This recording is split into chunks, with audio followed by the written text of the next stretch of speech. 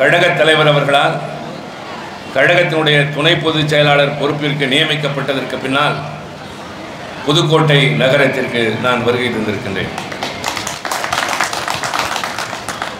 அதிலும் குறிப்பாக எனக்கு இந்த மண்ணுக்குள்ள நெருக்கத்தை பற்றி முன்னாலே உரையாற்றிய தம்பி செல்லப்பாண்டியன் உள்ளிட்ட அனைவரும் எடுத்து கூறினார்கள். நான் திருச்சியிலே பிறந்தவன், வளர்ந்தவன், படித்தவன், அங்கேயே இருப்பவன். ஆனால் நீண்ட நெடுங்காலமாக இயக்கத்தில் சற்றேறக்குறை 50 ஆண்டு காலம் நான் உழைத்திருந்தாலும் தேர்தல் களம் எனக்கு அந்த மாவட்டத்தில் அமைந்தது இல்லை. முதலாக என்னை நாடாளுமன்றத்திற்கு அனுப்புவதற்கு பாஸ்போர்ட் கொடுத்த ஊர் புதுக்கோட்டை என்பதை நான் எந்நாளும் நன்றியோடு நினைவு கூறுவேன்.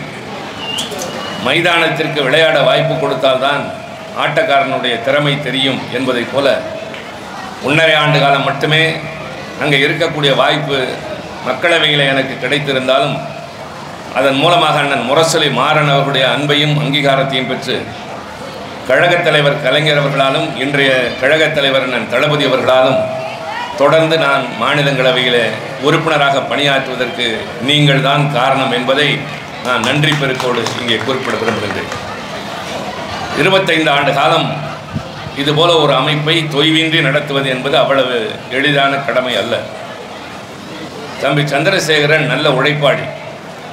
திருச்சியில் அவர் படித்த நாட்களில் மாணவர் அணியிலே பணியாற்றிய அந்த நாள் தொட்டு நான் அறிவேன்.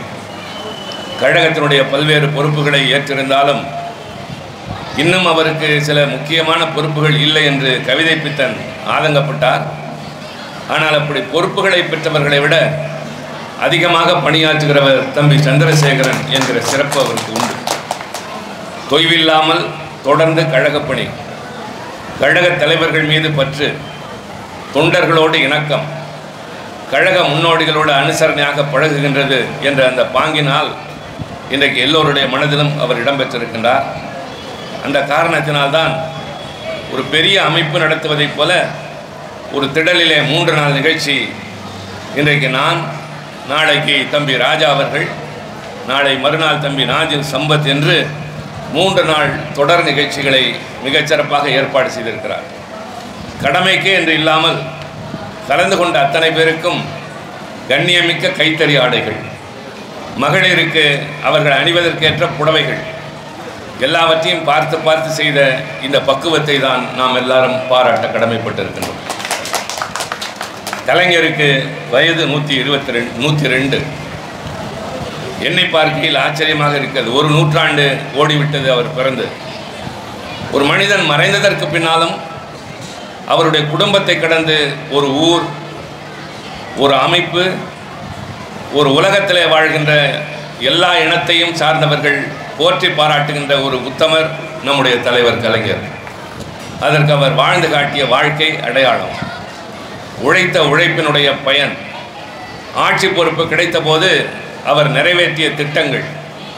இன்றைக்கு நாம் காணுகின்ற இந்த தமிழ்நாடு என்பது கலைஞர் இல்லை என்றால் இந்தியாவில் இந்த உயர்ந்த இடத்தை தொட்டிருக்காது என்பதை மனசாட்சியுடைய யாராக இருந்தாலும் இங்கே ஒத்துக்கொள்வார்கள்.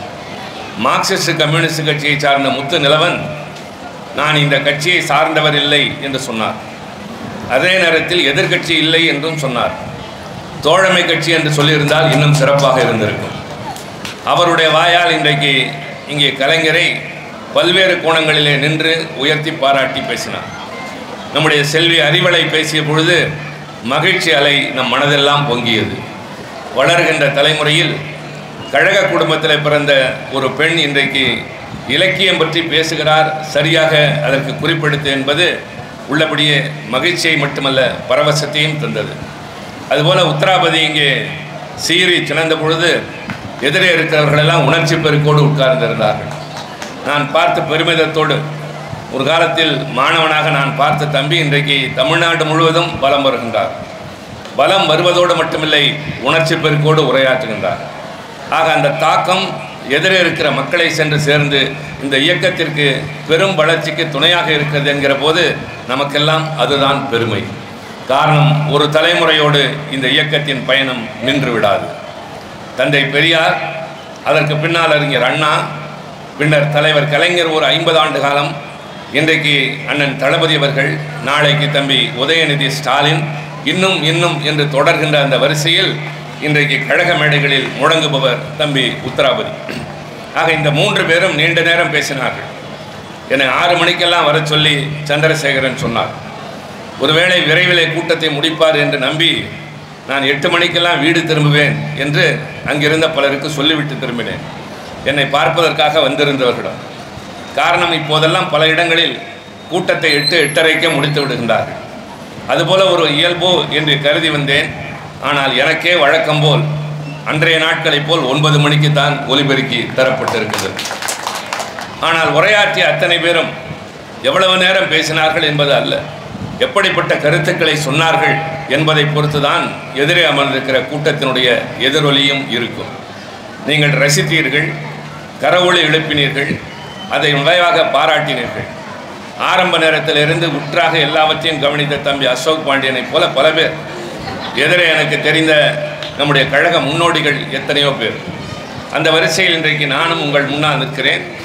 உள்ளபடியே 10 மணிக்கு கூட்டத்தை முடித்து பழக்கம் இப்போது ரொம்ப அபூர்வம். நீண்ட நாட்களுக்கு பின்னால் அந்த நிலைமையை தம்பி சந்திரசேகரன் செய்திருப்பது பாராட்டத்தக்க ஒன்று. விரைவிலே வீடு திரும்புவது என்று இல்லாமல் கழகத்தின் கொள்கைகளை, கலைஞரின் சிறப்புகளை, இன்றைய ஆட்சியினால் தமிழகம் பெற்றிருக்கக்கூடிய உயர்வினை ஊர் மக்கள் உணர்வதற்கு இது போன்ற கூட்டங்கள் பேர் உதவியாக இருக்கும். ஆக கருத்தரங்கம், பட்டிமன்றம் என்பது ஒரு தலைவனுடைய புகழ் பாடுவது மட்டுமல்ல, அவருடைய செயல்களை நினைவு கூர்வது. அவர்கள் வாழ்ந்த காரணத்தாலும் உழைத்த காரணத்தினாலும் நாம் உயர்ந்திருக்கிறோம் என்பதை அறிந்திருக்கிற வாய்ப்பினை பெறாத ஒரு தலைமுறை. பயனை அடைந்தவர்கள் கூட பாராட்ட மறந்திருக்கிற போது நினைவூட்ட வேண்டியது நம் போன்றவருடைய கடமையாக இருக்கிறது. காரணம், ஒரு ஜனநாயக நாட்டில் ஒரு அரசியல் கட்சி தான் நாடாளுகின்ற பொறுப்பை ஏற்றிட வேண்டும். அந்த பொறுப்பு தவறானவர்கள் கைக்கு போகுமேனால் அவர்கள் காலத்தில் சிதைந்த நாட்டை, சீரழிந்த நிர்வாகத்தை சரி செய்வதற்கே பல ஆண்டுகள் ஆகும் என்ற ஒரு பேரும் ஆபத்து ஜனநாயகத்தில் இருக்கிறது. எனவேதான் சரியான கட்சியை, நல்ல தலைவரை தேர்ந்தெடுங்கள் என்று மன்றாடுகின்ற வெறும் பொறுப்புணர்ச்சி நம்மை போன்றவர்களுக்கு இருக்கின்றது. திராவிட முன்னேற்ற கழகம் என்பது எல்லா கட்சிகளைப் போல இன்னொரு கட்சி அல்ல, இது ஒரு பேர் இயக்கம். இந்த கட்சி தோன்றியிருக்காவிட்டால் உத்தராபதி சொன்னதைப் போல இங்கு உட்கார்ந்திருக்கிற எல்லோரும் அண்ணன் தம்பிகள் என்று அழைக்கின்ற நிலை வந்திருக்காது. நீ என்ன ஜாதி என்று கேட்டுவிட்டு பக்கத்திலே உட்காரலாம் என்றோ உட்காரக்கூடாதோ என்று சொன்ன அந்த நிலைமையை தகர்த்தெறிந்த மேடை திராவிட முன்னேற்ற கழகத்தின் மேடை. நான் அடிக்கடி சொல்வதைத்தான் இப்போதும் சொல்கிறேன். நிறைய நேரம் பேசுவதை சுருக்கமாக சொல்ல வேண்டும் என்றால், நாம் வாழுகின்ற இந்த நாட்டில் பெரியார், அண்ணா, கலைஞர் இந்த 3 தலைவர்கள் மட்டும் பிறந்திருக்காவிட்டால் நாம் எல்லாம் யாராக இருந்திருப்போம்? இந்த கேள்விக்கு கிடைக்கிற விடை எல்லா புதிர்களையும் தீர்த்து வைக்கும். 3 தலைமுறைகளுக்கு முன்னால் நம்முடைய முன்னோர்களுக்கு கல்வி கிடையாது. இங்கே அறிவலை சொன்னதைப் போல் பெண்கள் வீட்டை விட்டு வெளியே வரக்கூடாது, அவர்களுக்கு கல்வி கிடையாது. நம்முடைய முத்துநிலவன் சொன்னதைப் போல பெண்கள் அடிமையாக கருதப்பட்ட காலம் ஒன்று இருந்தது. அந்த பெண்களுக்கு விடுதலை, இந்த சமுதாயத்தில் எல்லோருக்கும் கல்வி, ஏற்றத்தாழ்வு இல்லாமல் எல்லோருக்கும் சமதர்மம் என்ற அந்த உணர்வோடு தொடங்கப்பட்ட பேர் இயக்கம் திராவிட முன்னேற்ற கழகம். சமுதாய இழிவை போக்குவதற்கு தந்தை பெரியார் கண்ட நிறம் கருப்பு. ஆதி காலத்தில் இத்தாலியிலே மேசினி தான் எதிர்ப்பை காட்டுவதற்கு கருப்பு உடை அணிந்து ஒரு பெரும் கருஞ்சட்டை படையை கொண்டு வந்தான். அதை போல தமிழ்நாட்டில் இருளை போக்குவதற்கு தந்தை பெரியார், சமுதாய இழிவை போக்குவதற்கு தந்தை பெரியார் கண்ட நிறம் கருப்பு. ஏற்றத்தாழ்வு இல்லாத, பொருளாதார பேதமற்ற, எல்லோரும் ஒன்று என்று வாழ்வதற்கான தத்துவத்தை சொன்ன காரல் மார்க்ஸ் கண்ட நிறம் சிவப்பு. ஆக சமூக இழிவை போக்குகின்ற சமூக நீதிக்கும் பொருளாதார ஏற்றத்தாழ்வை போக்குகின்ற சமதர்ம வாழ்வுக்கும் பாடுபடக்கூடிய இந்த இயக்கத்தின் நிறம் கருப்பு சிவப்பு என்கிற போது இது வெறும் நிறம் அல்ல. என்னை பார்க்கிறோம், இங்கே எல்லோரும் பேசினார்கள். கலைஞர் எப்படிப்பட்ட திட்டங்களை எல்லாம் தீட்டினார், அவருடைய கையில் எழுதப்பட்ட எழுத்துக்கள் எல்லாம் செயல் வடிவம் பெற்றன என்று சொன்னார். அண்ணா மறைந்ததற்கு பின்னால் தமிழகம் இருள் சூழ்ந்துவிடும் என்ற ஒரு கருத்து நிலவியது. கலைஞர் வந்ததற்கு பின்னால் கழகம் நிலைக்காது என்ற ஆர்வம் சொன்னவர்கள் எல்லாம் உண்டு. ஆனால் அதையெல்லாம் மீறி அவர் ஆட்சி காலத்தில் செய்த சாதனைகள் அளப்பரியது என்பதை விட இன்றைய முதல்வர் ஆட்சி எப்படி இந்தியாவிற்கே வழிகாட்டியாக இருக்கிறதோ அதை போல தமிழகத்தில் கலைஞர் ஆண்ட காலம் முன்னோடியான காலம். இன்றைக்கு திராவிட மாடல் ஆட்சி நடைபெறுகின்றது. நாம் ஆளுகின்ற ஆட்சிக்கு பெயர் திராவிட மாடல் என்று நம்முடைய தலைவர் பெயர் சூட்டியிருக்கிறார். திராவிட மாடல் என்றால் திராவிட கொள்கைகளை நடைமுறைப்படுத்துகின்ற இயக்கம். திராவிடத்தினுடைய கொள்கை என்னவென்றால் எவரும் உயர்ந்தவர் இன்னொருவர் தாழ்ந்தவர் என்ற நிலையில்லாத எல்லோரையும் ஒன்றாக கருதுகின்ற அந்த மனநிலை. சரியாக சொல்ல வேண்டும் என்றால் ஆங்கிலத்தில் இன்க்ளூசிவ் குரோத் என்று சொல்வார்கள். அதைத்தான் அவர் எல்லோருக்கும் எல்லாம் என்று சொல்லுகின்றார். அப்படிப்பட்ட இந்த ஆட்சி கலைஞருடைய வழியிலே நடைபெறுகின்ற ஆட்சி. நான் எண்ணி பார்க்கின்றேன், ஒரு மாவட்டம் என்று சொல்லுகிற போது ஒரு மாநிலத்திற்கு முன்னோடியாக திகழும். ஆனால் இந்தியா என்ற இந்த பரந்த பூபாகத்தில் கடைக்கோடியில் இருக்கிற தமிழகம் இந்தியாவிற்கே வழிகாட்டியாக மாறியதற்கு எத்தனையோ உதாரணங்கள் உண்டு. ஒன்றை சொல்கிறேன், எப்பொழுதும் மாறுபட்ட சிந்தனை கொண்டவர் தலைவர் கலைஞர். பெரும்பாலும் அவர் வெளியிலே பேசுவதில்லை, மனதிலே சிந்தனை ஓடிக்கொண்டே இருக்கும். ஆனால் காலம் வருகிற போது சரியான வகையிலே நடைமுறைப்படுத்துவார். அவர் திரைப்படங்களில் எழுதிய வசனங்களை சட்ட ரீதியாக கொண்டு வந்தது பின்னாளில். ஆனால் அதற்கு முன்பாக ஒவ்வொரு சந்தர்ப்பத்திலும் பலவற்றை எங்களுக்கு விளக்கி சொல்லியிருக்கின்றார். இன்றைக்கு நாம் குமரி முனையிலே காணுகின்ற 133 அடி உயரமான திருவள்ளுவர் சிலை, சுனாமி வந்தபோது கூட ஊரெல்லாம் அழிந்தது, அங்கிருந்த கட்டடங்கள் எல்லாம் சாய்ந்தன. ஆனால் திருவள்ளுவருடைய காலை தொட்டு வணங்கிவிட்டு கடல் அலைகள் திரும்பின. அந்த அளவிற்கு உறுதியான உயரமான இடத்துல வள்ளுவருடைய சிலை. அவர் சொல்லுவார், ஒரு முறை குமரியிலே பொதுக்கூட்டத்திற்கு சென்றுவிட்டு, எங்களுக்கும் அந்த பழக்கம் உண்டு, கூட்டம் முடிந்ததற்கு பின்னால் கடற்கரை ஓரத்திலே போய் உட்கார்ந்து தோழர்களோடு அளவலாவி கொண்டிருப்போம். சுவையான அனுபவம். அதெல்லாம் ஒரு காலம். இப்பொழுதெல்லாம் செல்லுவதும் விரைந்து திரும்புவதுமாக காலம் வேகமாக ஓடிக்கொண்டிருக்கின்றது. அதுபோல கலைஞர் கூட்டத்தை முடித்துவிட்டு கழகத் தோழர்களோடு பேசி கொண்டிருந்த நேரத்தில் கொஞ்ச நேரம் பேசாமல் கடலை வெறிக்க பார்த்து கொண்டிருக்கின்றார். எந்த திசை நோக்கி என்று சொன்னால் கிழக்கே இருக்கின்ற விவேகானந்தர் பாறையை பார்த்து கொண்டிருக்கின்றார். பின்னர் எழுந்து செல்கிற போது அவர் கொஞ்சம் புன்முறுவலோடு கிளம்புகிறார். பின்னாளில் தான் சொல்லுகிறார், மேற்கு வங்காளத்தில் பிறந்த விவேகானந்தருக்கு தமிழகத்திலே ஒரு உயர்ந்த இடத்திலே ஒரு அடையாளம் இருக்கிறது.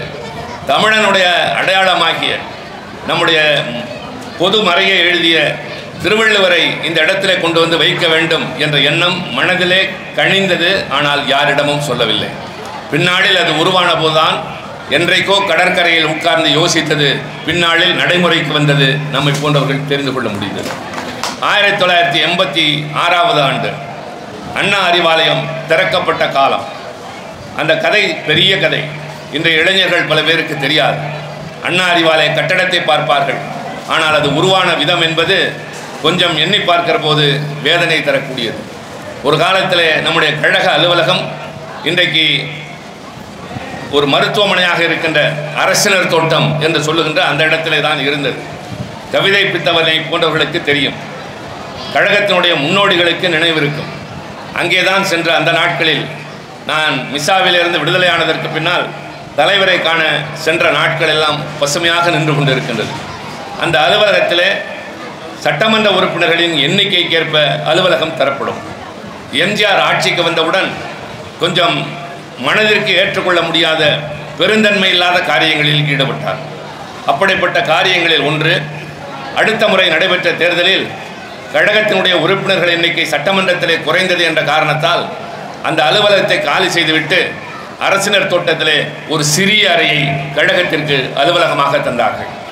அதை ஏற்றுக்கொள்ள மறுத்து கலைஞர் பிடிவாதமாக இன்று இருப்போம், நாளை நாங்கள் மீண்டும் ஆளுங்கட்சியாக மாறுவோம், எதற்காக செல்ல வேண்டும் என்று மறுத்த பொழுது காவல்துறையை விட்டு பின்னாளில் ஜெயலலிதா அம்மையார் அவரை நள்ளிரவு நேரத்தில் இழுத்து சென்றார். எம்ஜிஆர் ஆட்சி காலத்தில் உட்கார்ந்திருந்த நாற்காலியோடு தூக்கி கொண்டு வந்து வெளியே போட்டார்கள். சாதாரணமான மனிதனாக இருந்தால் சிதைந்து போயிருப்பார்.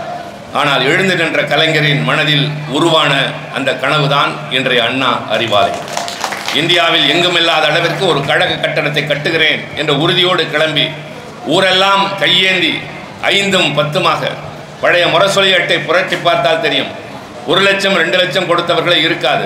2 ரூபாய் 3 ரூபாய் 5 ரூபாய் என்று கொடுத்த காசை திரட்டி கட்டப்பட்டதுதான் அண்ணா அறிவாலயம். நான் அடிக்கடி சொல்வேன், தென்னாப்பிரிக்காவிலே வழக்கறிஞர் பணிக்காக சென்ற ஒருவர் தொடர் வண்டியிலே பயணம் செய்கிறார். முதல் வகுப்பிலே பயணம் செய்கிறார். டிக்கெட் பரிசோதகர் வந்து கேட்கிறான், நீ எப்படி இதிலே பயணம் செய்கிறாய்? நான் பயணச்சீட்டு வாங்கியிருக்கிறேன், அதனால் பயணம் செய்கிறேன்.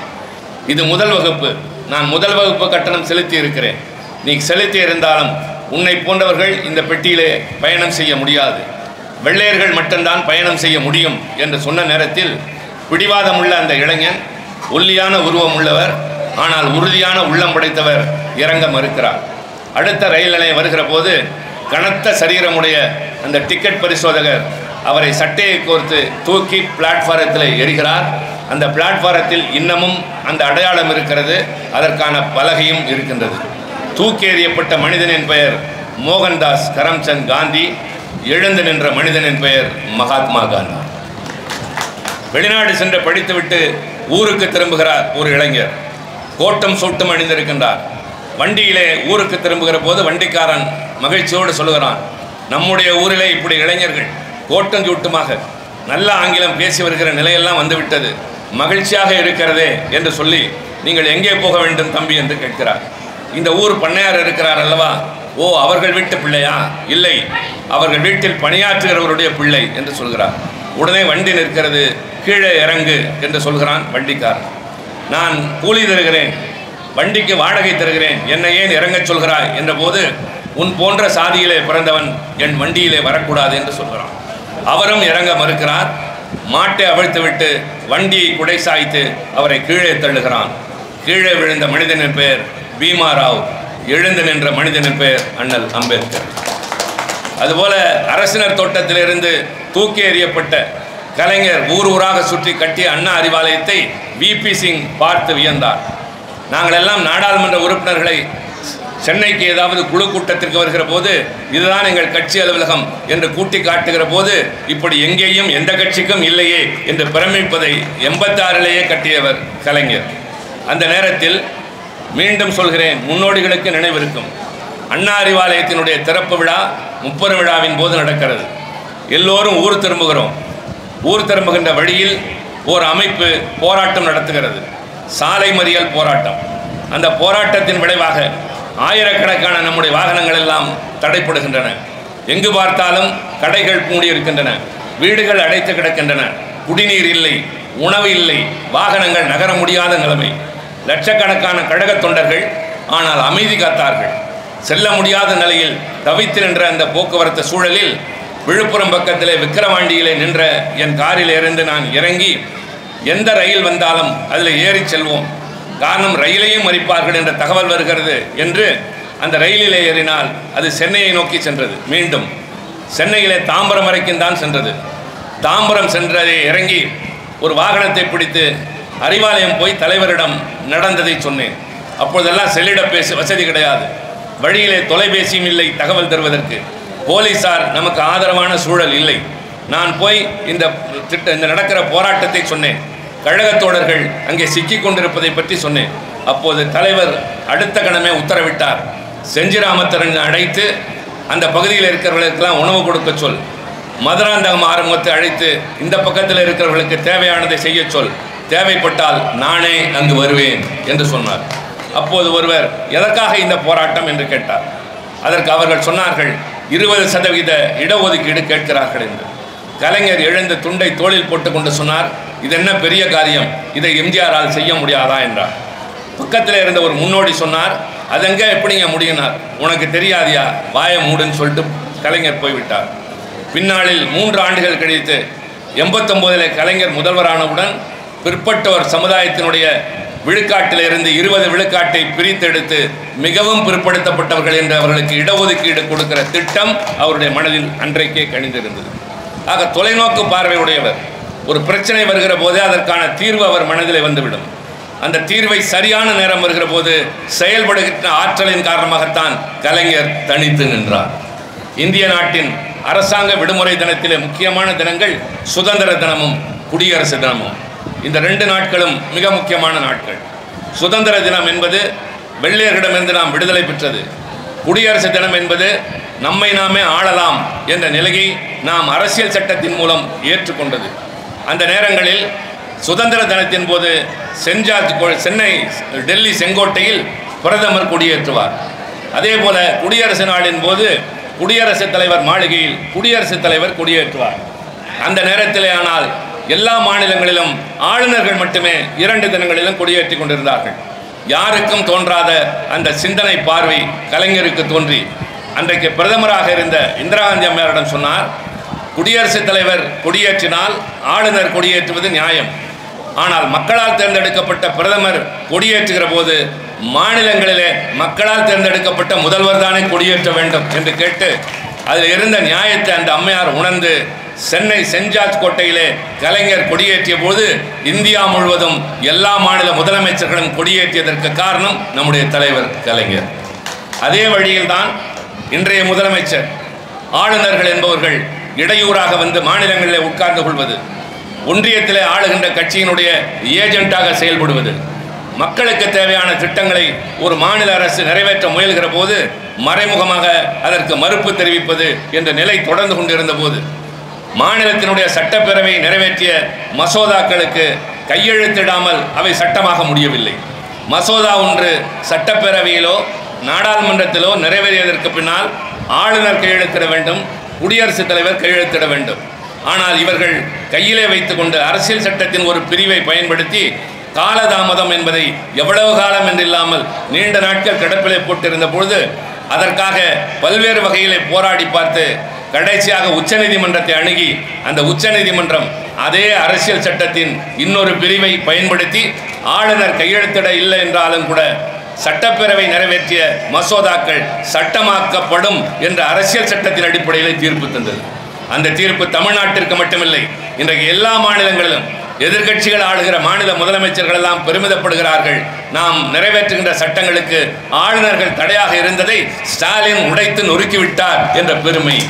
ஆக கலைஞர் வழியிலே இன்றைக்கு நம்முடைய தளபதி அண்ணன் மு.க. ஸ்டாலின் அவர்கள் அவருடைய ஆட்சி திராவிட மாடல் ஆட்சி என்று சொல்கிற போது அவர் எல்லோருக்கும் எல்லாமாக முற்போக்கு திட்டங்களை, சமுதாய சீர்திருத்த திட்டங்களை, நிதி ஆயோக் என்ற ஒரு அமைப்பு பல்வேறு வகையிலே எல்லா மாநிலங்களுக்கும் மதிப்பீடு செய்து மதிப்பெண்கள் தருகின்றது. அந்த நிதி ஆயோக் என்பது அரசு சாராத ஒரு அமைப்பு, அது ஒரு சுயமான சட்ட அதிகாரம் பெற்ற ஒரு அமைப்பு. அந்த அமைப்பு என்னென்ன வகையிலே எந்தெந்த மாநிலங்கள் செயல்படுகின்றன என்று பார்த்து மதிப்பெண்கள் கொடுக்கிற போது 85.1 பெற்று முதல் இடத்தில் நிற்பது தமிழ்நாடு என்பது நமக்குரிய பெருமை. பெண்கள் பாதுகாப்பாக வாழ்வதற்கு எது சிறந்த மாநிலம் என்ற அதற்கும் அந்த நிதி ஆயோக் சொல்வது தமிழ்நாடு தான் பெண்கள் பாதுகாப்பாக வாழ்வதற்கு சிறந்த மாநிலம் என்று சொல்கிறது. ஆனால் இங்கே இருக்கிற எதிர்க்கட்சிகள் வாய்க்கு வந்ததையெல்லாம் பேசுகிறார்கள். இங்கே பெண்கள் நிம்மதியாக இல்லை, பாதுகாப்பாக இல்லை என்று. போய் பாருங்கள், உத்தரப்பிரதேசத்திலும் பீகாரிலும் என்ன நடக்கிறது என்று. காஷ்மீரில் என்ன நடந்தது பாருங்கள். கூட்டம் கூட்டமாக சேர்ந்து ஒரு பெண்ணை வன்கொடுமை செய்வது, அந்த பெண்களை தரதரவென்று நிர்வாணமாக தெருவிலே இழுத்துச் செல்வது, இந்த அவலங்கள் நடப்பது வடபுலத்திலே. ஆனால் தமிழ்நாட்டில் இரவு நேரத்திலே மகாத்மா காந்தி சொன்னதைப் போல ஒரு பெண் தன்னந்தனியாக நடந்து செல்லலாம் என்கின்ற அளவிற்கு ஒரு பாதுகாப்பான மாநிலம் இன்றைக்கு நம்முடைய தலைவர் ஆண்டு கொண்டிருக்கின்ற மாநிலம். இதிலே என்ன குறிப்பிட வேண்டியது என்று சொன்னால், ஏழை எளிய மக்களை உயர்ந்த இடத்திற்கு கொண்டு வருவது, எல்லோருக்கும் கல்வி, கல்வி கற்றவர்களுக்கு வேலை, வேலை கிடைத்தவர்களுக்கு நியாயமான சம்பளம், சம்பளத்திற்கு கட்டுப்படியாகிற விலைவாசி, நடமாடுகிற நாட்டில் நிம்மதி, இவ்வளவையும் தருவதுதான் ஒரு சரியான ஆட்சி என்பதற்கு இலக்கணம் திராவிட மாடல் ஆட்சி என்பது நமக்கெல்லாம் உள்ள சிறப்பு. இங்கே முத்துநிலவன் வேறு கட்சி என்று சொன்னார், ஆனால் நல்ல பல கருத்துக்களை சொன்னார். நம்முடைய நாட்டிலே மும்மொழி திட்டம் எங்கு இருக்கிறது என்று கேட்டார். மும்மொழி திட்டம் மட்டுமில்லை, இருமொழி எங்கே இருக்கிறது என்று கேட்டதிலே நியாயம் இருக்கின்றது. நானும் தம்பி அப்துல்லாவும் மாநிலங்களவையிலே பல பேரோடு பழகுகிறோம். உத்தரப்பிரதேசத்தில் இருந்தோ, இமாச்சல் பிரதேசத்தில் இருந்தோ, ஹரியானாவில் இருந்தோ முதுகலை படித்தவர்கள், பிஹெச்டி பட்டம் பெற்றவர்கள், ஒரு பல்கலைக்கழகத்திலே துணைவேந்தராக இருந்தவர்கள் எங்களை பார்த்தால் நமஸ்கார் என்பார்கள், வணக்கம் என்று சொல்லுவோம். எங்களுக்கு வணக்கம் என்று சொல்லிவிட்டு உடனே நகர்ந்து விடுவார்கள். காரணம், அடுத்த வார்த்தை அவர்களுக்கு ஆங்கிலத்திலே பேச தெரியாது. ஒரு பல்கலைக்கழகத்தின் துணைவேந்தர்களாக இருந்தவர்களுக்கு ஆங்கிலம் பேச தெரியாது. அதனாலே அவர்கள் யாருடனும் நட்பு பாராட்டுவதில்லை. பெரும்பாலும் பார்த்து புன்சிரிப்போடு நகர்ந்து செல்வார்கள். ஆக ஆங்கிலம் என்பது தெரியாத காரணத்தால் இன்றைக்கு வடபுலத்தில் இருக்கிறவர்கள் பல வகையிலும் பின்தங்கி இருக்கிறார்கள் என்கிற போது அந்த மொழியை கற்க சொல்லி நம்மை எப்படி வலியுறுத்தலாம், அதை திணிக்கலாம் என்பதுதான் நம்முடைய கேள்வி. இந்தி என்பது நம்முடைய எதிரி அல்ல, இந்தி பேசுகிறவன் நமக்கு எதிரியும் அல்ல. வடக்கு என்பது இந்த நாட்டை சேராத பகுதி என்று நாம் சொல்வதும் இல்லை. எப்படி சொல்கிறோம்? இன்றைக்கு வடக்கே இருந்து லட்சக்கணக்கானவர்கள் இந்த தமிழ்நாட்டில் புகலிடம் தேடி வருகிறார்கள். வந்தாரை வாழ வைக்கின்ற தமிழகம் சில நேரத்தில் வந்தாரை ஆளவும் வைத்திருக்கின்றது. அப்படி இந்த வந்து இங்கே பிழைக்க வந்த பல பேர், லட்சக்கணக்கானவர்கள். ஒரு குடும்பம் பீகாரிலிருந்து வந்திருக்கிறது. அதில் 3வது படிக்கிற ஒரு பெண் குழந்தை இங்கே பள்ளிக்கூடத்தில் சேர்த்து விட்டார்கள். குடும்பமே வந்துவிட்ட காரணத்தினால் அந்த குழந்தை பேசுகிறது, எங்களுடைய ஊரில் எங்கள் அப்பா அம்மா கூட செருப்பு போட்டது இல்லை, ஆனால் இங்கே எனக்கு பள்ளிக்கூடத்தில் செருப்பு தருகிறார்கள், எனக்கு அழகாக சீருடை தருகிறார்கள். நான் அங்கே இருந்தபோது கிழிந்த ஆடையோடு தான் பள்ளிக்கூடத்திற்கு செல்வேன். இங்கே எனக்கு காலையிலும் உணவு தருகிறார்கள், மதியமும் தருகிறார்கள், புத்தகப்பை தருகிறார்கள். எனக்கு இந்த ஊர் ரொம்ப பிடிச்சிருக்கு என்று 3வது படிக்கிற பிள்ளை சொல்கிறார். உத்தரப்பிரதேசத்திலிருந்து ஒரு தோழர் சைக்கிளிலேயே வருகிறார். உத்தரப்பிரதேசம் எங்கே இருக்கிறது? டெல்லியை தாண்டி இருக்கின்றது. அங்கிருந்து இவ்வளவு தொலைவு எப்படி சைக்கிளிலே வந்தாய்? ஏன் என்று கேட்டால், ரயிலுக்கு தர பணம் இல்லை என்பது மட்டுமல்ல, என்னுடைய ஒரே சொத்து இதுதான், இதை நான் விட்டு வர விரும்பவில்லை என்று நான் சைக்கிளோடு வந்தேன். சரி, ஏன் இவ்வளவு சிரமப்பட்டு இங்கே வந்தாய் என்றால், இந்த ஊரில் தான் வந்தவுடன் வேலை கிடைக்கிறது, வேலைக்கு நியாயமான சம்பளம் கிடைக்கிறது, சம்பளத்தோடு நான் வேலை செய்கிற இடத்தில் எனக்கு சோறும் போடுகிறார்கள், எனவே சம்பளத்தை வாங்கி அப்படியே நான் குடும்பத்திற்கு அனுப்புகிறேன், என் குடும்பம் மகிழ்ச்சியாக விழாக்களை கொண்டாடுகிறது என்று சொல்லிவிட்டு அடுத்து சொல்கிறான், நான் சாலைகளை நடந்து சென்றேன், நான் வேறு மொழி பேசுகிறவன் என்று தெரியாத ஒரு பெண் என்னை பார்த்து, அண்ணா இந்த சாலை எங்கே போகிறது என்று கேட்டார். எனக்கு யாரும் உடன் பிறந்தவர்கள் இல்லை, என்னை யாரும் அண்ணன் என்று இதுவரை அழைத்ததும் இல்லை. ஒரு உணவு விடுதிக்கு போனேன், பரிமாறுகிறவர் வந்தார், வந்து பக்கத்தில் என்று சார் என்ன வேண்டும் என்றார். நான் அழுது விட்டேன், என்னை மனிதனாகவே மதித்ததில்லை, இந்த ஊரில் சார் என்று அழைக்கிறார்கள், இதை விட சிறந்த ஊர் எதுவாக இருக்க முடியும் என்று சொல்கிறார். ஆக அவர்களை இங்கே வரவேற்கிறோம், வேலை தருகிறோம், மரியாதையாக நடத்துகிறோம். அதற்காக வடக்கே இருக்கிறவன் பேசுகிற மொழியை நீ படித்தால்தான் உங்களுக்கு தர வேண்டிய பணத்தை தருவேன் என்று ஒன்றிய அரசு சொல்லுமே. ஆனால் 2000 கோடியை தரவில்லையா, நீ 10,000 கோடி தரவில்லை என்றாலும் என்னால் இந்த அரசாங்கத்தை நடத்த முடியும் என்று சொல்கிற ஆற்றல், துணிச்சல் நம் முதல்வருக்கு இருக்கிறது. வரியின் மூலமாகத்தான் ஒரு அரசாங்கத்திற்கு வருமானம். ஆனால் தளபதியினுடைய ஆட்சி மலர்ந்ததற்கு பின்னால் வரி இல்லாத வருமானம் 41 விழுக்காடு அதிகரித்திருப்பது தமிழ்நாட்டில் என்கிற போது மக்களை வதைக்காமல் ஆட்சி நடத்துகிற நம்முடைய தலைவர். இருமொழி கொள்கை என்பது நம் உயிர் கொள்கை. அறிஞர் அண்ணா நமக்கு தந்துவிட்டு போன சொத்துக்களில் அது ஒன்று. அவர் ஆண்ட காலம் ஓராண்டு காலம்தான். தம்பி சொன்னதை போல் 2 ஆண்டுகள் அல்ல, ஓராண்டுகள் தான் அவர் ஆட்சி நடத்திய காலம். அந்த காலகட்டத்திலே அவர் நிறைவேற்றியது 3 சட்டங்கள். அண்ணா மறைவதற்கு முன்னால் காஞ்சி இதழில் ஒரு மடல் எழுதினார். அதை அவருடைய உயில் என்று சொல்வார்கள். அதிலே தான் அவர் மாநில சுயாட்சி என்பது நம்முடைய உயிர் கொள்கை என்று சொல்வார்கள். அதற்கு முன்னால் ஒரு கூட்டத்தில் பேசுகிற போது அண்ணா சொல்வார், இந்த ஆட்சி நடப்பது மத்தியில் இருப்பவர்களுக்கு பிடிக்கவில்லை, கலைத்து விடுவோம் என்று மிரட்டுகிறார்கள்.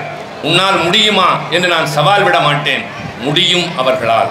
ஆனால் நான் சொல்லுவேன், நீங்கள் ஆட்சியை கலைக்கலாம், வேறு ஒருவரை கொண்டு வந்து உட்கார வைக்கலாம், ஆனால் என்னாலும் நான் நிறைவேற்றிய 3 சட்டங்களில் மட்டும் கை வைக்கவே முடியாது. அதுநாள் வரை தமிழ்நாட்டினுடைய முதலமைச்சர் அண்ணாதுரை என்பதை மறந்து விடாதீர்கள் என்று அண்ணா சொல்வார். சுயமரியாதை திருமணம், இருமொழி கொள்கை, வாழுகின்ற இந்த மண்ணுக்கு தமிழ்நாடு என்று பெயர் சூட்டிய அண்ணா இருமொழி கொள்கையை நிறைவேற்றினார். இனி இந்திக்கு இங்கே இடமில்லை என்று சொன்னார். எந்த வகையிலே தாழ்ந்து போனோம்? நாம் இந்தி படிப்பதில்லை, முடியாமல் இல்லை, வெறுப்பினால் இல்லை, தேவையில்லை என்ற காரணத்தினால். எங்களுக்கு தாய்மொழி தமிழ் மொழி எங்கள் உயிர் மொழி. உலகத்தின் மூத்த மொழிகளில் முதன்மையான மொழி தமிழ் மொழி. ஆயிரக்கணக்கான ஆண்டுகள் பழமையான இந்த மொழிக்கு மாற்றாக 300 ஆண்டுகளுக்கு முன்னால் எழுத்து வடிவத்தை கூட இரவலிலே வாங்கியிருக்கிற இந்தி மொழி வந்து ஆதிக்கம் செலுத்துமையானால் அதை எதிர்த்து நிற்கிற கடமை, பொறுப்புணர்ச்சி மக்களுக்கு இருக்கிறது என்பதை நினைவூட்டுகிற கட்சி திராவிட முன்னேற்ற கழகம். நான் ஒன்றை நினைவுபடுத்துகிறேன். தம்பி அப்துல்லாவுக்கு நினைவிருக்கும், எனக்கு ஒரு வருத்தம், அவருடைய பதவிக்காலம் முடிகிறது. அங்கே இட்ட பணியை அல்ல, ஏவுகிற திசையிலே பாய்கிற ஒரு அம்பாக எனக்கு அங்கே உடனிருந்து செயல்பட்ட அவர். சில நேரங்களில் பிரச்சனை வருகிற போது முன்வரிசையில் இருக்கிற எங்களை போன்ற தலைமை பொறுப்பில் இருக்கிறவர்கள் எழுந்து பேச முடியாத நிலையில் பின்னால் இருக்கிறவர்கள் தான் அந்த பிரச்சனை எடுப்பார்கள். அப்படி எடுக்க வேண்டும் என்று சொல்கிற போது என் முகக்கூறி பறிந்து செயல்படக்கூடியவர்களில் தம்பி அப்துல்லா ரொம்ப முக்கியமான ஒருவர். சந்திராயன் 3 என்ற ஒரு விண்கலம் நம்முடைய நிலவின் தென்பகுதியிலே போய் இறங்கியது. அது உலக அளவிலே முதலே நடைபெற்றது. அந்த வெற்றியின் கொண்டாட்டமாக நாடாளுமன்றத்தில் ஓர் விவாதம்.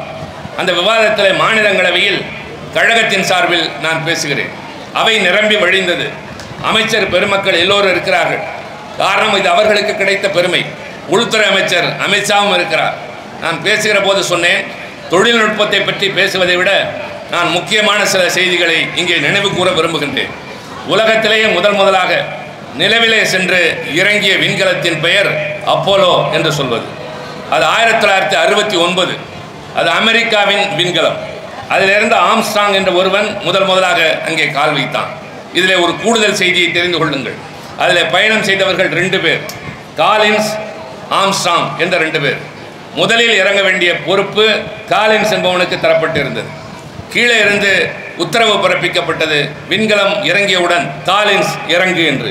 இவன் ஒரு கணம் தயங்குகிறான். கீழே இறங்கினால் என்ன ஆகுமோ, இதுவரை யாரும் வராத பகுதி, காலை வைத்தால் புதைந்து போவோமோ என்று யோசிக்கிற போது அடுத்த நொடி உத்தரவு போகிறது, ஆம்ஸ்ட்ராங் நீ இறங்கு என்று. காரணம், அந்த ஒரு நொடி கூட தாமதிக்க கூடாது அந்த தொழில்நுட்பத்தின் காரணமாக. ஆக ஒரு நிமிடம் யோசித்த காரணத்தினால் காலின்ஸ் வரலாற்றில் இடம்பெறுகின்ற வாய்ப்பினை இழக்கிறான். காத்திருந்த ஆம்ஸ்ட்ராங் வரலாற்றில் இடம்பெறுகின்றான்.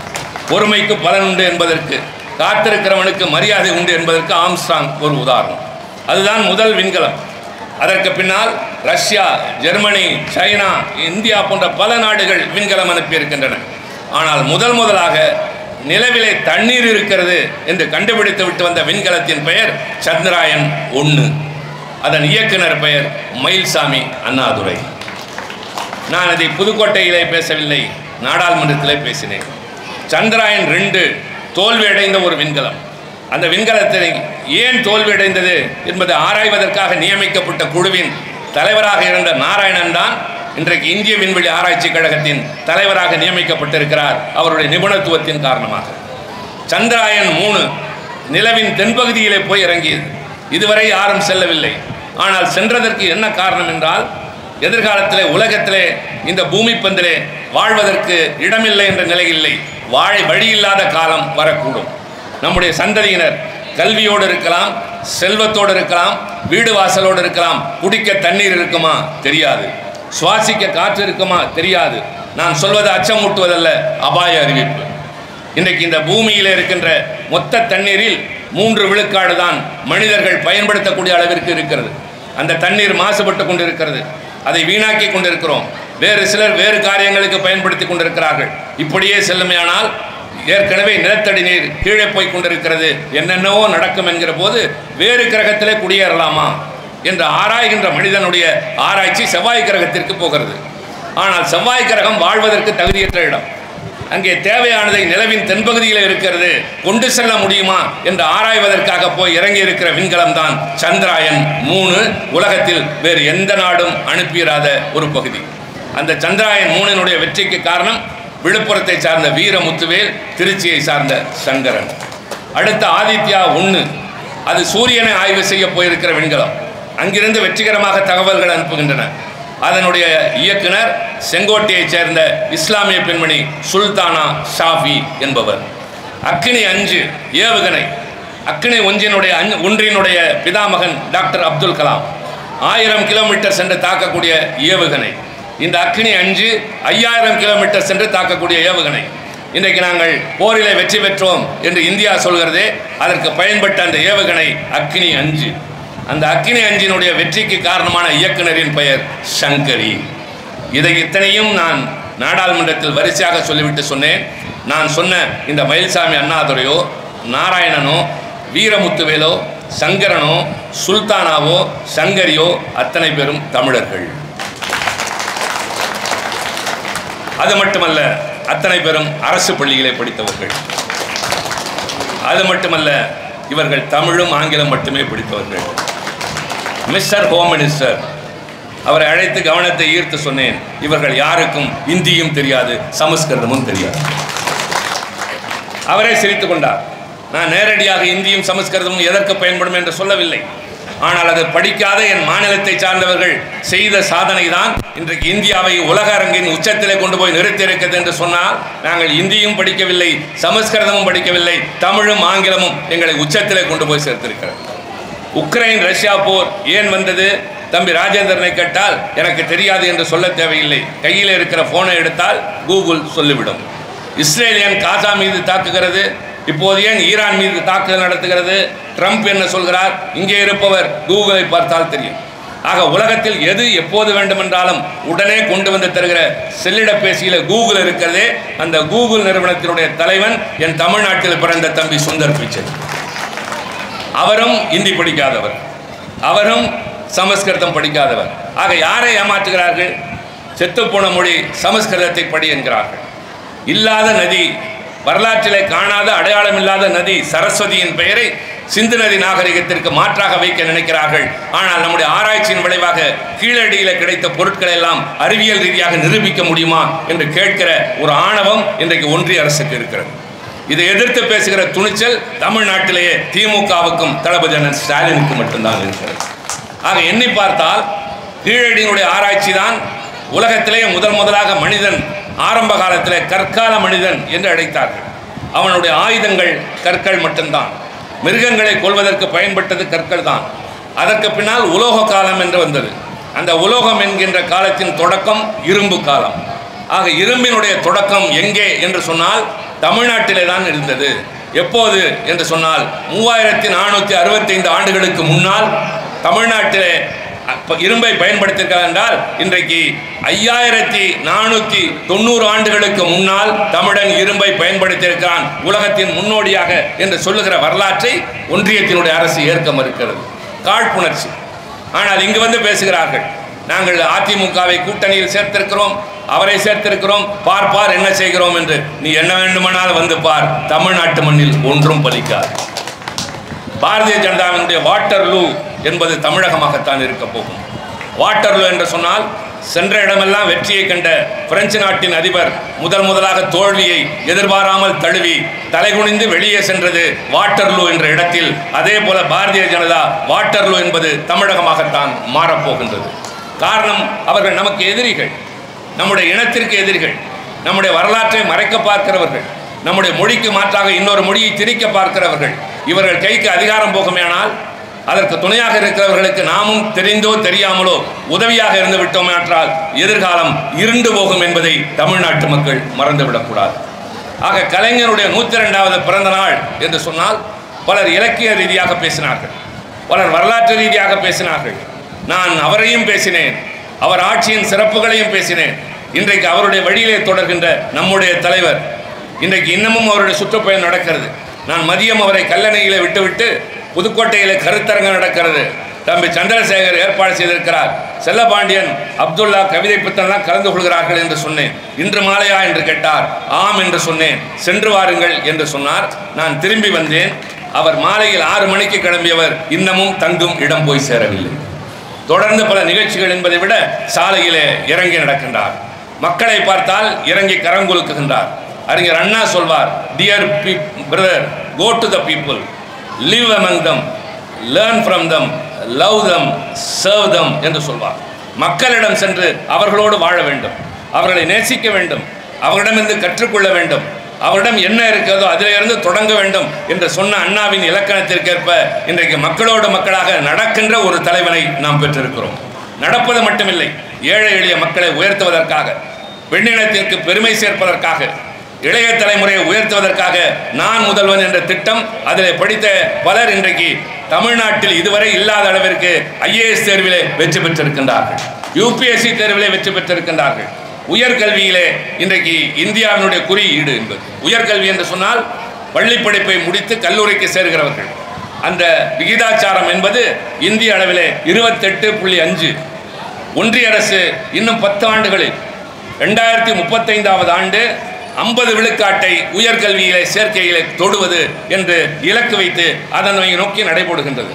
எப்பொழுது? இன்னும் 10 ஆண்டுகள் கழித்து. ஆனால் 2025லேயே தமிழ்நாட்டிலே மட்டும் 48.5 விழுக்காடு உயர்கல்வி சேர்க்கை. அதில் பெண்கள் அதிகமாக இருக்கிறார்கள் என்பது நமக்கு சிறப்பு. இன்னொரு மிகப்பெரிய புள்ளி விவரம் நான் கூட பொதுக்குழு கூட்டத்திலே குறிப்பிட்டேன். தன்னாட்சி பெற்ற கல்லூரிகள், அட்டானமஸ் காலேஜஸ் என்று சொல்வதில் தயவு செய்து நம்புங்கள். இட்டுக்கட்டி பேசி எங்களுக்கு பழக்கம் இல்லை. இல்லாதை சொல்லி ஆதாயம் தேட வேண்டிய அவசியம் எங்களுக்கு இல்லை. நாங்கள் எதையும் ஆதாரபூர்வமாக பேசுவோம், அடித்தளத்தோடு பேசுவோம். அந்த வகையிலே இன்றைக்கு ஆய்வுகள் சொல்லுகின்ற அந்த உண்மை, இந்தியாவிலேயே முதலிடத்தில் இருக்கிற தமிழகம் 252 கல்லூரிகள் தன்னாட்சி உரிமை பெற்றிருக்கின்றன. மிகப்பெரிய மாநிலம், இந்தியாவின் அதிகமான மக்கள் தொகை கொண்ட மாநிலம், 80 நாடாளுமன்ற உறுப்பினர்களை கொண்டிருக்கிற உத்தரப்பிரதேசம். தமிழ்நாட்டில் 39 தான். 80 நாடாளுமன்ற உறுப்பினர்களை கொண்டிருக்கின்ற உத்தரப்பிரதேசத்தில் எத்தனை தன்னாட்சி கல்லூரிகள் தெரியுமா? வெறும் 9. இந்தியாவிலேயே பரப்பளவிலே அதிக இடமுள்ள மாநிலம் என்பது ராஜஸ்தான். அந்த ராஜஸ்தானுக்கு இந்த மீண்டும் இடஒதுக்கீடு என்ற அடிப்படையில் இல்லை, இந்த மீண்டும் தொகுதி மறுபங்கீடு என்ற அடிப்படையில் அதிக இடங்கள் தர முயற்சிக்கிறார்களே, அந்த ராஜஸ்தான் மாநிலத்தில் அவர்களுக்கு தன்னாட்சி பெற்ற கல்லூரிகள் வெறும் 7 மட்டும்தான். 252 எங்கே இருக்கிறது? 9ம் 7ம் எங்கே இருக்கிறது என்று சொன்னால் கல்வியில் உயர்ந்திருக்கிறோம். பள்ளி கல்வியிலே நாம் தனித்து சிறங்குகிறோம். ஆக ஆரம்பத்தில் இருந்து பிள்ளைகளுக்கு பள்ளிக்கு போகிற போது பேருந்தில் இலவச பயணம், அங்கே படிப்பதற்கு புதிய புத்தகம் வாங்க முடியாமல் படிக்க முடியாமல் இருந்த பிள்ளைகள் எத்தனை, எல்லோருக்கும் புது புது புத்தகங்களை வைக்க அழகான பை, அணிந்து செல்வதற்கு புதிய சீருடை, இன்னும் என்னவெல்லாம் உண்டு. காலையிலே உணவு, மதிய உணவு, அவர்களுக்கு பராமரிப்பு, இத்தனையும் செய்கின்ற ஒரே மாநிலம் தமிழ்நாடு. நமக்கு எவனும் ஈடு இல்லை. இதற்கெல்லாம் முன்னோடி கலைஞர், இதற்கெல்லாம் ஆரம்பம் அறிஞர் அண்ணா, இதற்கெல்லாம் அடித்தளம் தந்தை பெரியார். நான் இங்கே நன்றி பெருக்கோடு தான் பேசுகிறேன். இங்கே வந்திருக்கிற அத்தனை பேரையும் நான் கேட்டுக்கொள்வேன். நாங்கள் பேசுவது வெறும் பிரச்சாரம் அல்ல, உங்களுக்கு ஏற்பட வேண்டிய விழிப்புணர்ச்சி. நல்ல ஆட்சி இருந்தால்தான் நல்லவைகள் நடக்கும். காவலன் கண் விழித்திருந்தால் கள்வனின் பயம் இருக்காது. திராவிட முன்னேற்ற கழகம் காவலனை போல கண் விழித்து ஆட்சி நடத்துகிறது, உங்கள் கவலைகளை போக்குகிறது. உங்களுக்கு என்ன வேண்டும் என்று நீங்கள் கேட்பதற்கு முன்பாகவே செய்து அதன் மூலமாக உங்கள் வாழ்க்கை தரத்தை உயர்த்தி உங்களுடைய தேவைகளை நீங்களே நிறைவேற்றிக் கொள்கிற காலம் வருகின்ற வரை உங்களுடைய தேவைகளை அரசாங்கம் செய்கிறதே. இப்படிப்பட்ட ஒரு அரசு இன்றைக்கு நடைபெறுகிறது என்றால் அது அண்ணா உருவாக்கிய கட்சி, கலைஞர் வழிநடத்திய கட்சி, இன்றைக்கு தளபதி அண்ணன் ஸ்டாலின் வழிநடத்துகிற கட்சி. ஆக இந்த 3 நாள் நிகழ்ச்சியிலே முதல் நாள் நிகழ்ச்சி, நீண்ட நாட்களுக்கு பின்னால் நான் இங்கே, அதுவும் குறிப்பாக நீண்ட நாட்களுக்கு முன்னாளில் நான் சில நாட்களுக்கு முன்னால் கூட வந்து துணை பொதுச் செயலாளர் பொறுப்பேற்று தம்பி சந்திரசேகரின் அன்பான அழைப்பை ஏற்று வந்திருக்கிறேன். சில காரணங்களினால் மாற்றி வைக்கலாம் என்ற போது இல்லை, முடியாது என்று மறுத்தார். அது நல்லதுதான். அந்த பிடிவாத குணம் சில நேரங்களில் கூட்டத்தை ஏற்பாடு செய்கிற நிர்வாகிகளுக்கு தேவை. நான் வந்திருக்கிறேன். சிறப்பான கூட்டம், பொறுமையாக எல்லோருடைய பேச்சையும் கேட்கிறீர்கள் என்றார்கள். அதைவிட வேறு என்ன வேலை இருக்க முடியும்? எல்லோரும் அழகாக பேசினார்கள், அடுக்கடுக்கான ஆதாரங்களை எடுத்து வைத்தார்கள், கலைஞர் மீது புகழ் மாறி பொழிந்தார்கள். இதை கேட்டு உட்கார்ந்திருப்பதை விட இன்றைய மாலை பொழுது வேறு வகையிலே செலவழித்திருந்தால் அது மகிழ்ச்சியாக இருந்திருக்காது என்ற மனநிறைவோடு நான் உட்கார்ந்திருந்தேன். எல்லோரும் பேசினார்கள். பல முன்னோடிகள் பேச முடியாமல் இருந்தார்கள். தம்பி எல்லோரையும் கௌரவித்ததை பார்த்து நான் பரவசப்பட்டு கொண்டிருந்தேன். முறையாக நிகழ்ச்சியை ஏற்பாடு செய்திருக்கிறார் என்று. செல்லபாண்டியன் என்னோடு வந்தார். பேச சொன்னபோது எனக்கு பேச வேண்டாம், உங்களை பேச அழைக்கிறேன் நேரம் கருதி என்று சொன்னார். 9 மணிக்கு ஆரம்பித்தேன். சற்றேறக்குறைய இப்போது நனி 10ஆக போகிறது. இவ்வளவு நேரம் பேசினோம். யாரையும் தரம் தாழ்த்தி பேசவில்லை, யாரையும் அவதூறாக பேசவில்லை, எடுத்தறிந்து பேசவில்லை. காரணம், எங்களுக்கு சொல்ல வேண்டிய தகவல்கள் நிறைய இருக்கின்றன. எங்கள் தலைவர்களின் பெருமைகள், எங்கள் இயக்கத்தின் சாதனைகள், நாங்கள் தீட்டுகிற திட்டங்கள், அதன் மூலமாக தமிழ்நாடு உயர்ந்திருக்கிறது. இதை சொல்ல வக்கற்ற வழியற்றவர்கள் தான் ஏச்சையும் ஏளனத்தையும் தங்கள் கருவியாக வைத்திருப்பார்கள். ஆனால் எங்களை பொறுத்தவரை சொல்வதற்கும் நிறைய இருக்கிறது, செய்ததும் நிறைய, செய்து கொண்டிருப்பதும் நிறைய, இன்னும் செய்ய வேண்டியதும் நிறைய. ஆக அது செய்ய வேண்டியது, எதிர்காலத்தில் உங்கள் பிள்ளைகள் நல்ல வாழ வேண்டியது, இதெல்லாம் உங்களுடைய பொறுப்பு என்பதை உணர்கிற போது இந்த நாட்டில் உங்களுக்கு ஏற்ற இயக்கம், நாடாளுவதற்கும் நம்மை காப்பதற்கும் சரியான இயக்கம் திமுகவை தவிர எதுவும் இல்லை என்ற முடிவுக்கு மக்கள் வந்தாக வேண்டும். ஆக இது போன்ற நிகழ்ச்சிகள் எல்லாம் பிரச்சார நிகழ்ச்சிகளாக மாறுகின்றன. கழக குடும்பங்களை நடைபெறுகிற திருமணங்கள் பிரச்சார நிகழ்ச்சிகள். எங்கு பார்த்தாலும் எதை செய்தாலும் அதை பிரச்சாரமாகவே நடத்தி பழக்கப்பட்ட இதுவும் பிரச்சார நிகழ்ச்சியாக நடந்திருக்கின்றது. மனமகிழ்ச்சியோடு என் நெஞ்சுக்கு நெருங்கியவர்கள் நிறைய பேர் வாழ்கிற புதுக்கோட்டையிலே பேசிய அந்த மகிழ்ச்சியோடு மீண்டும் சந்திப்போம் என்று கூறி விடைபெறுகிறேன். நன்றி, வணக்கம்.